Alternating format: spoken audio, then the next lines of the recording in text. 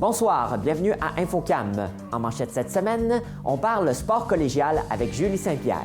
Le cross-country, ça se passe exclusivement à l'automne au niveau des compétitions, au niveau du RSEQ. Le Cégep de l'Apocatière offre un nouveau profil à ses étudiants. C'est profil étudiant d'autonomie citoyenne. Tandem Jeunesse nous présente la nouvelle nuit des sans-abri. Le but est de vraiment pas de faire vivre la réalité des sans-abri, mais de sensibiliser la population à la réalité.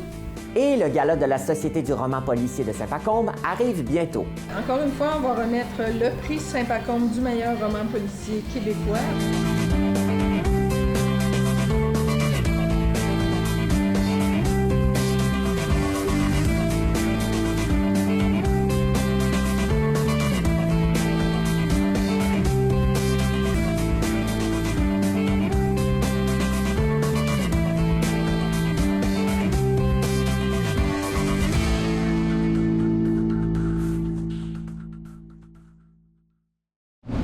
La saison des sports collégiaux est arrivée.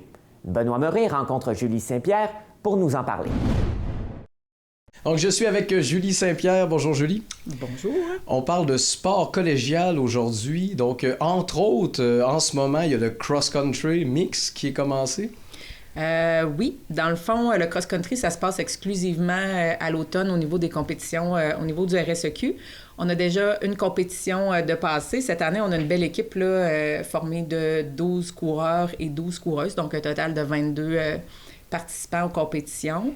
Puis la première compétition qui se déroulait à Jonquière le week-end, dans le fond, il y a une semaine, c'est super bien déroulé là, pour tous nos athlètes, particulièrement du côté féminin. Là, ils ont terminé au 6e rang sur 23 équipes. Donc, c'est excellent, puis ça augure bien là, pour la suite des choses. La prochaine compétition est le 29 septembre. OK. Et là, en parallèle avec ça, il y a forcément d'autres équipes. Là. On est l'automne, il y a du football. Oui. Comment ça se passe avec les Gaulois? Dans le fond, jusqu'à présent, là, on a 4 matchs de fait. Puis, on a 2 victoires, 2 défaites. Donc, prochain match local le dimanche 29 septembre en après-midi au terrain synthétique de la Polyvalente. Donc, c'est un rendez-vous pour les fans locaux. Oui. Donc, au niveau des autres sports qui arrivent, qu'est-ce qu'on peut s'attendre à voir? Bien, présentement, dans le fond, ceux qui sont en action là, cet automne, on a aussi du flag football féminin. Donc, c'est nouveau cette année. Le flag football n'est pas en compétition RSEQ cette année parce qu'il n'y en a pas dans notre section au niveau du nord-est. Par contre, c'est ça, on a réussi quand même à inscrire notre équipe à 2 compétitions civiles cet automne. C'est organisé par le Rouge et Or de l'Université Laval. Elle participait le week-end dernier à leur première compétition. Ça a été très formateur.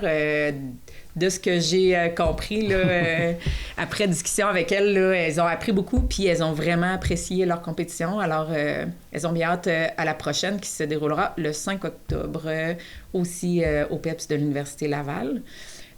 Ensuite de ça, on a le volleyball féminin en D2.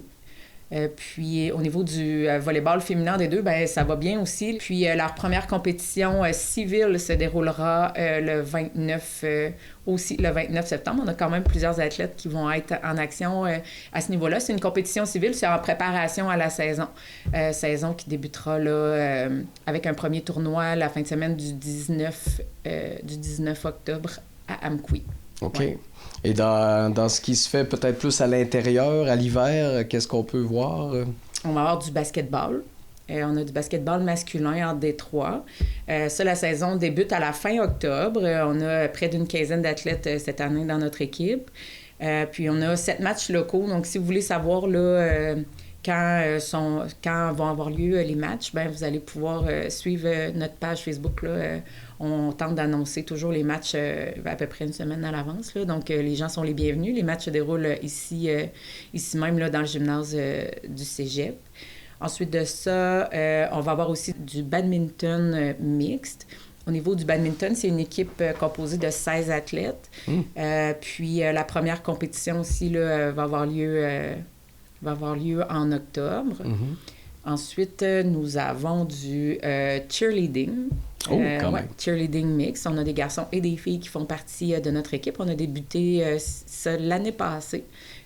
Ils sont en compétition au niveau du RSEQ. Puis pour eux, leur première compétition va avoir lieu au mois de novembre. Donc, dans le fond, ça leur donne quand même quelques mois là, de préparation. Il faut dire que nos athlètes aussi en cheerleading viennent nous animer aussi là, nos matchs, lors des matchs de football. C'est ce que je me demandais. Parce qu'en fait, une compétition de cheerleading, c'est des figures, c'est de l'énergie. Oui, mais dans le fond, oui. En fait, au niveau du cheerleading, c'est des chorégraphies. Chaque équipe a ses chorégraphies. Cette année, il y a une dizaine d'équipes à ma connaissance, là, autant de l'Est, du Nord-Est, c'est-à-dire que du Sud-Ouest au niveau du Québec. Puis au niveau des compétitions, les athlètes préparent une chorégraphie qui inclut de la danse. Il y a aussi des figures plus d'acrobatie. Il y a de la gymnastique et il y a aussi ce qu'ils appellent du chant, donc des mots d'encouragement là, pour les équipes sportives. Puis ils sont jugés sur chacune de ces portions-là. L'année dernière, notre équipe avait quand même impressionné là, avec une médaille au championnat de conférence. Donc, on a bien hâte de voir là, de quoi... l'évolution est assurée. Oui, de voir l'évolution. On a plusieurs athlètes qui sont de retour cette année. Ce qu'on est content, c'est qu'il y a quand même, dans le fond, quelques athlètes là, masculins là, qui participent aussi. Là, oui, on a le vrai mix. On a le vrai mix. Ouais. C'est très athlétique, là. C'est très demandant comme sport. Là. C'est assez impressionnant. Oui, je les ai vus faire, entre autres, l'an dernier. Ouais. C'est très physique, effectivement. Oui, très. Et là, est-ce que en général, là, tu me dis que ça va bien, dans le fond, du côté pour tes équipes. En général, est-ce que c'est simple pour le cégep d'avoir tous les gens qui ont besoin pour que ces équipes-là puissent exister puis poursuivre leur vie? Là, on parle au niveau des athlètes. Au niveau au niveau des athlètes, ça se fait. C'est sûr qu'on a la chance, dans le fond, on travaille avec nos campus. Donc, on a le campus de Montmagny, où les athlètes, dans le fond, sont autorisés à participer aux sports qui sont donnés à la Pocatière et vice-versa. Okay. Donc, à titre d'exemple, cette année, à Montmagny, au campus, on a parti le volleyball masculin en Détroit. C'était nouveau aussi au RSEQ au niveau de cette catégorie-là. Puis ce qui nous a permis de le faire, c'est justement parce que il y a aussi nos athlètes de la Pocatière qui peuvent se rendre à Montmagny pour participer aussi au... inversement. Et inversement aussi. Donc, cette année, exemple, en volleyball masculin, qui se déroule exclusivement à Montmagny au niveau des pratiques, j'ai un étudiant du cégep et j'ai 2 étudiants de l'ITAQ à côté aussi qui participent, dans le fond, là, qui font partie de l'équipe à Montmagny. Donc, ça nous permet d'avoir 13 athlètes qui vont faire, dans le fond, les compétitions cette année. Puis... à l'inverse, j'ai aussi une dizaine d'athlètes de Montmagny qui viennent à la Pocatière en volleyball, entre autres, et en basketball, en cheerleading, je pense aussi. Là. Donc, les deux se font, puis ça nous permet justement là, d'aller chercher le bassin d'athlètes nécessaire pour avoir chacune de nos équipes. Ouais. Ça doit être beaucoup d'heures de pratique pour ces étudiants-là. Dans le fond, on dit des fois qu'ils ne s'impliquent plus, mais ça s'implique, là. Ça s'implique, puis ça semble pas nécessairement un défi de cadrer les pratiques dans leur horaire. Mm-hmm. C'est sûr qu'il y a certains sports plus demandants au niveau du football, mais la saison est tellement concentrée que on parle de plusieurs pratiques par semaine. C'est pas juste 2 pratiques, là. C'est vraiment plusieurs heures. Puis au niveau des autres sports, mais il y a même des athlètes qui se sentent capables de faire 2 sports en même temps et de cadrer ça dans un horaire de cours avec le travail, la vie sociale. Donc, je pense que ça dépend vraiment de la motivation, mais tu sais, le sport, c'est un plus, hein, c'est, tu sais, un esprit sain dans un corps sain, mais tu sais, il y en a qui font aussi du socio-culturel, il y en a qui s'impliquent vraiment à différents niveaux, puis ça leur permet justement de créer un équilibre à travers leurs études qui sont quand même demandantes. Puis le fait de dire, le fait de bouger, ça les aide juste à évacuer aussi, tu sais, puis ils y trouvent un côté social aussi, en quelque part, là. Ah oui, c'est ça. Ils vont voir le chum dans les équipes aussi, là, forcément. Oui, mais ça aide aussi, je pense, à développer un sentiment d'appartenance à l'école, au collège, tu sais, le fait de dire, tu sais, que justement, tu fais partie d'une équipe, tu fais partie des Gaulois, c'est sûr que tu vas chercher un sentiment d'appartenance, justement, à une équipe, mais aussi, tu deviens un peu un représentant de ton cégep, autant à l'interne qu'à l'externe, fait que tu viens plus juste à tes cours le matin, tu sais, tu es ici aussi pour... Ça donne une raison supplémentaire, là, disons. Ouais. Là, tu portes le drapeau, un peu. Oui, les vêtements, tu sais, ils sont identifiés, ils sont souvent facilement identifiables là, dans le cégep, là, ouais. Ben, merci Julie. Écoute, on va se tenir au courant, je pense, durant l'année sur les événements sportifs. Merci de nous avoir permis de faire un survol ce matin. Bien, ça me fait plaisir. Bye-bye. Bye. Un nouveau profil a vu le jour au Cégep de la Pocatière. 11 étudiants en profitent en ce moment. Plus de détails maintenant. Donc, je suis avec Sarah et Valérie. On parle ici du nouveau profil au Cégep de la Pocatière. Donc, à quoi ça consiste, ce nouveau profil? Donc, c'est un profil d'autonomie citoyenne qui est offert aux étudiants et aux étudiantes du Cégep. Ce profil-là va permettre à notre communauté étudiante de participer à des ateliers qui sont répartis sur toute l'année et ainsi de développer une certaine autonomie alimentaire ou manufacturière. Donc, c'est pas nécessairement un programme d'études, ça peut être rajouté à ceux qui sont déjà en programme d'études. Exactement. Ce qu'on souhaitait en offrant un profil comme ça avec des activités qui sont plus au niveau parascolaire, c'est justement de rejoindre toute notre communauté étudiante, peu importe le programme d'études, pour qu'elle puisse s'outiller à faire face finalement au changement climatique. OK. Et là, ça porte quel nom, ça, là? C'est profil étudiant d'autonomie citoyenne. Donc, ça va permettre justement aux étudiants de faire plein d'activités pour développer une certaine autonomie. À quoi ça ressemble, les activités qu'ils vont faire? Hein? On a, pour ce qui est du volet alimentaire, on a des ateliers culinaires, par exemple des ateliers cuisine de groupe où les étudiants vont pouvoir repartir avec leurs plats préparés. On a aussi des ateliers sur comment partir ses semis, comment partir son jardin également, qui vont venir plus à l'hiver, au printemps. Il y a également, pour le volet manufacturier, il y a des ateliers d'initiation à la couture, initiation à la menuiserie, aussi sur comment entretenir ces petits électroniques, son téléphone cellulaire, son ordinateur portable pour qu'il nous reste plus longtemps. Initiation au Fab Lab, parce qu'on a un super Fab Lab ici au Cégep également. Et également, il y a toute une possibilité d'implication bénévole qui sont offertes. On a des ententes avec des organismes du milieu communautaire, mais aussi des activités, des fêtes, si vous voulez, des événements qui sont bien intégrés dans la communauté où les étudiants peuvent s'impliquer comme bénévoles, comme par exemple la fête de l'abondance, la fête des semences ou encore l'événement Répartir trucs qui revient tous les ans depuis 4 ans, là, le 22 avril ou à peu près. Dans le coin de. Ouais. Et ça ressemble quand même bien au Cégep de la Pocatière, je trouve, comme valeur. C'est sorti comment, ce profil-là? Donc, ce programme-là, bien, c'était un appel à projet du ministère de l'Économie, de l'Innovation et de l'Énergie. Donc, c'est à l'été 2021 que l'appel a été lancé et c'est vraiment des programmes d'innovation sociale. Donc, comment en société on peut répondre à un problème sociétal, justement, et d'avoir des retombées dans notre communauté. Donc, on s'apercevait justement à la Pocatière et partout aussi dans le réseau que les étudiants ont de plus en plus de préoccupations face au changement climatique et on s'est dit que c'était une belle façon, justement, de monter un programme pour répondre justement aux défis qu'amène la transition socio-écologique. Donc, c'est vraiment dans le cadre de cet appel-là qu'on a monté le programme, on a appliqué et qu'on a obtenu justement la subvention et ça nous permet justement de lancer le profil. Puis là, en ce moment, combien d'étudiants sont en train d'y toucher, là? Donc, on a 2 façons de participer au profil, que ce soit à la carte. Oui. Donc, pour ce qui est des ateliers à la carte, les étudiants, s'ils ont le temps, ils lèvent la main et s'inscrivent. Donc, ça, on est autour de 75 étudiants là, qui suivent la conversation, qui diffusent les ateliers sur Teams. Et il y a aussi une autre façon de participer au profil, c'est en devenant membre d'une cohorte. Et nous, notre cohorte, elle est présentement complète. Donc, nous avons 11 étudiants qui participent et qui s'engagent à accumuler un minimum de 45 heures d'implication bénévole et d'heures d'atelier. Mm-hmm. Donc, ils peuvent en faire plus, finalement, s'ils sont vraiment impliqués. Oui, tout à fait. Ils ont la possibilité de faire plus d'heures. Donc, éventuellement, mention, bulletin, reconnaissance. Oui, si on va jusqu'à 60 heures, on va avoir une mention au bulletin. Mais si on complète le 45 heures, c'est un certificat que l'on reçoit là, à la fin de l'année scolaire. Voir des gestes concrets, Oui. se rendre compte qu'on peut faire une différence. C'est ça, tout à fait. Écoutez, on espère que ça va être le cas pour le plus de gens possible et je vous souhaite d'avoir beaucoup de succès avec ce nouveau profil. Merci. Merci, bonne journée. La première édition de la Nuit des Sans-Abri arrive bientôt. Sophia Rose de chez Tandem Jeunesse nous explique en quoi ça consiste. Je suis avec Sophia Rose chez Tandem. Ça va bien, Sophia? Ça va bien, quoi? Oui, ça va.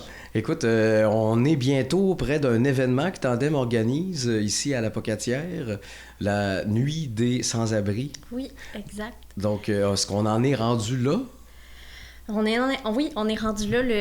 En fait, la Nuit des sans-abri, c'est un événement qui est connu par le Québec, dans le fond, qui a lieu depuis 1989 dans plusieurs municipalités du Québec. Le but est de vraiment, pas de faire vivre la réalité des sans-abri, mais de sensibiliser la population à la réalité. Puis, nous, on trouvait important d'amener cet événement-là à la Pocatière parce que, un peu pour éveiller les consciences locales que l'itinérance, des gens à risque de situation d'itinérance, il y en a ici, dans notre belle région du Kamouraska. Effectivement, que c'est pas autant visible que dans les grands centres. T'sais, on fait référence à Montréal ou encore Rimouski, là, il y a 2 ans, avec les campements qui ont été présents. C'est pas parce qu'il n'y a pas de campement visible qu'il n'y a pas d'itinérance. Il y a eu plusieurs... c'est en augmentation dans le Kamouraska. L'itinérance, puis souvent, c'est plus de type caché. Donc, c'est pour ça qu'on a l'impression qu'il n'y en a pas.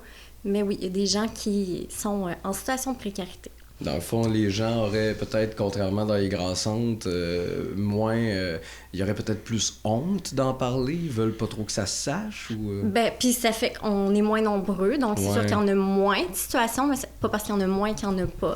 Ouais. Puis oui, c'est sûr que c'est jamais le fun d'être étiqueté itinérant ou...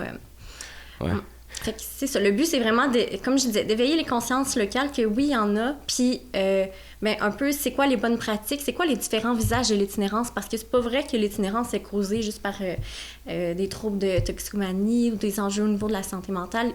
L'itinérance, c'est multifactoriel, puis il y a plus qu'une solution pour prévenir cette situation-là. Puis bon, le but de l'événement, c'est vraiment justement de sensibiliser à la réalité puis de voir ce qui est déjà fait, c'est quoi les bonnes pratiques, démystifier les mythes justement reliés autour de ce qui amène les gens à vivre des situations. Oui, l'itinérance n'égale pas drogue nécessairement. J'imagine qu'il y a des gens qui ont des jeunes familles, qui ont perdu leur emploi, etc. Exact, oui. Et qu'est-ce qui se passe là, pendant cette nuit-là? Oui, ça se veut vraiment un événement rassembleur, chaleureux, vraiment sans jugement. Fait que les gens ont... Puis je veux juste faire une parenthèse. On appelle ça la nuit des sans-abri, mais ça se déroule pas toute la nuit. Là. C'est vraiment en soirée. Pour la Pocatière, nous, ça va être de 17h à 21h au parc intergénérationnel. Oui. Puis c'est ça, il va y avoir un chansonnier sur place, Joe Robichaud, qui est très apprécié par les gens d'ici. On fait la distribution de hot dogs, soupe, breuvages chauds. Il y a aussi un événement micro-ouvert où on invite les gens à venir faire une prestation quelconque sous la thématique ou non. Il va y avoir feu d'ambiance aussi sur place. Fait que vraiment un événement qui se veut festif, rassembleur, sans jugement.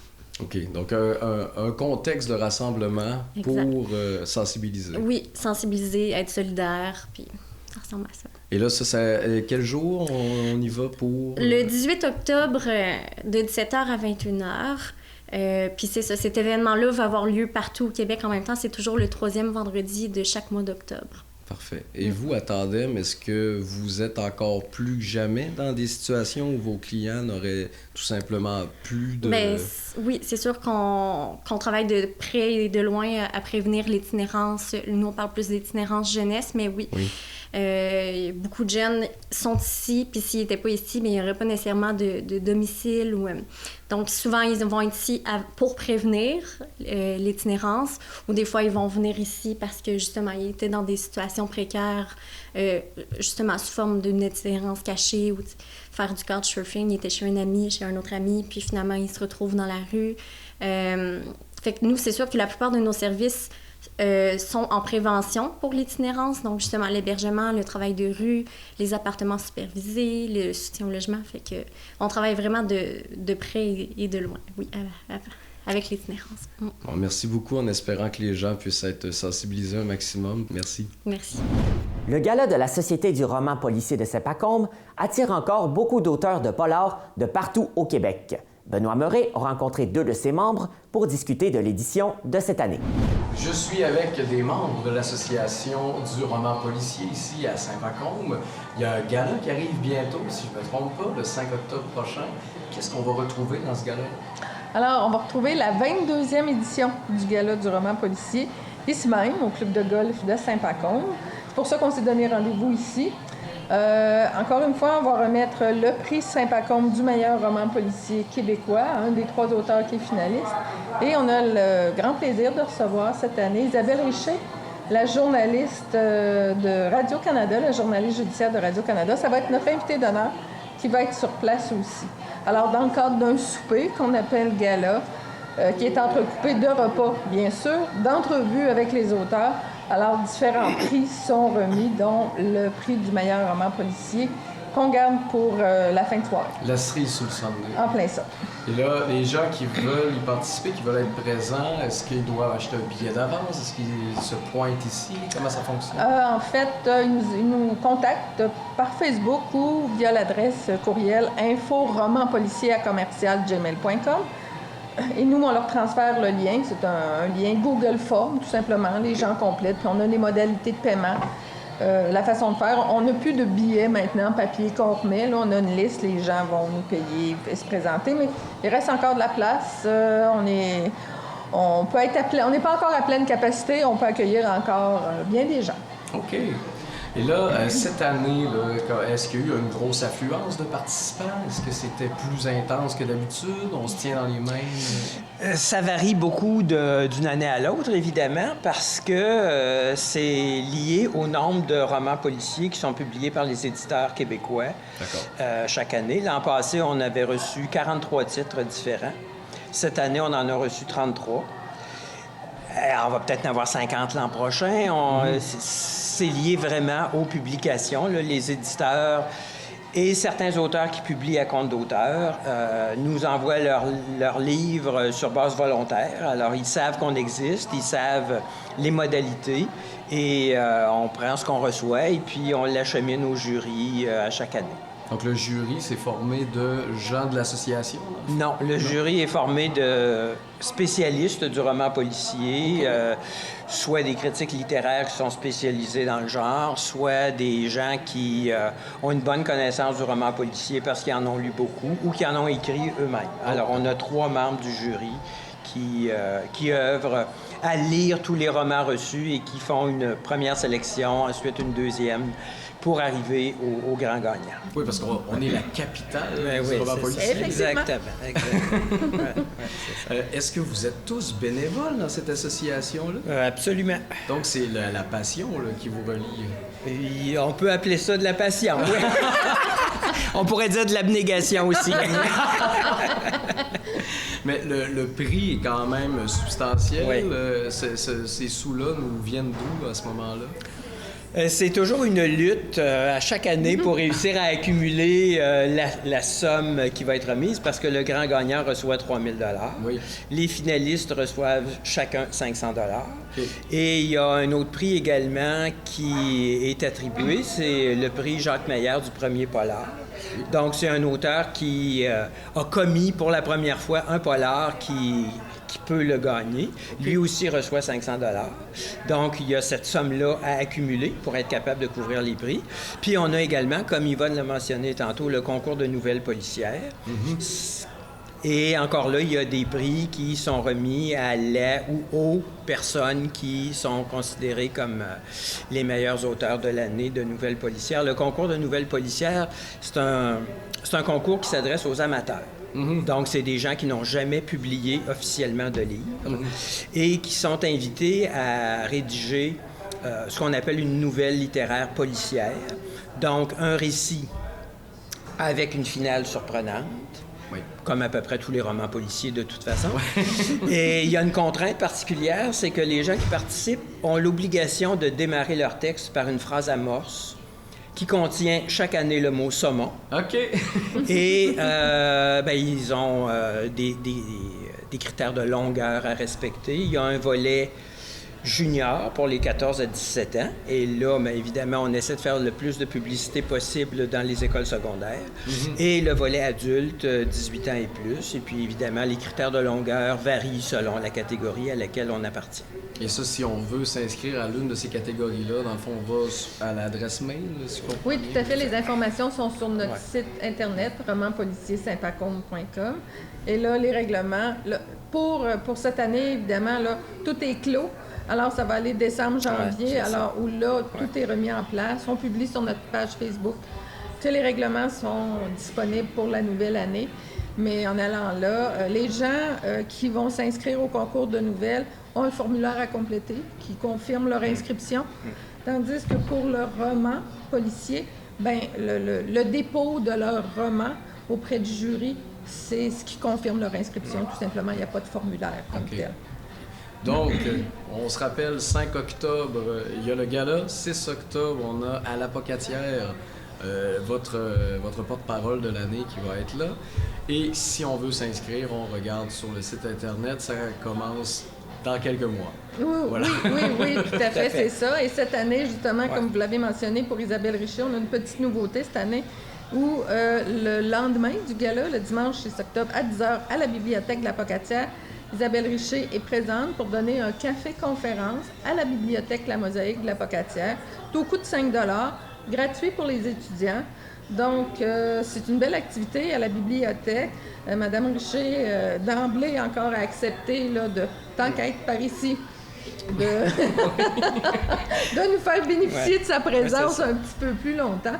Donc, pour des gens, parfois, un souper gala, c'est peut-être pas accessible financièrement ou trop long ou pour toutes sortes de bonnes raisons. Nos collégiens, par exemple. Oui, tout à fait. Alors là, on a, grâce là, à nos partenaires financiers, nos principaux qui sont Desjardins, la MRC de Kamouraska et la municipalité de Saint-Pacôme, donc, et bien d'autres aussi, mais nos principaux, grâce à eux, on peut se permettre cette année le gala en plus de cette activité-là. Donc, si ça vous intéresse à la télé, bien entendu, ne pas vous gêner. Et si vous avez des sous, peut-être aussi vous contacter, s'il y en a qui ont envie de mettre la main à la bourse. Tout à fait. Absolument. Merci beaucoup pour votre temps. Merci à vous. Merci. Bye. C'est tout pour cette émission de InfoCam. Merci et à la semaine prochaine.